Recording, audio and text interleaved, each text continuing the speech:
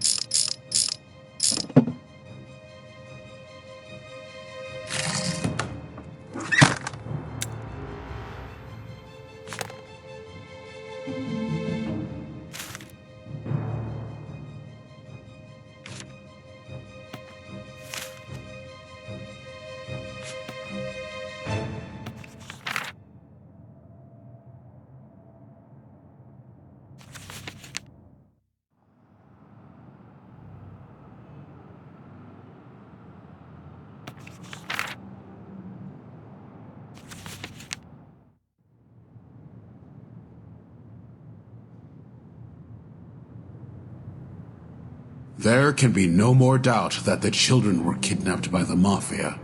They were a decoy. The Mafia couldn't find out who was looking for them, and no one would have helped them find him. So they came up with a plan. When one of their own was kidnapped, they kidnapped a child. The authorities combined the cases of the kidnapped children and the Mafia bosses and went to work. All the Mafia had to do was watch and wait for the right moment. I'll make sure the evidence gets into the right hands.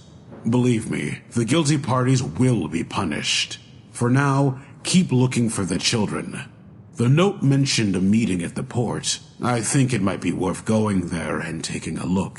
I'll get a keycard ready to take you there through the tunnels.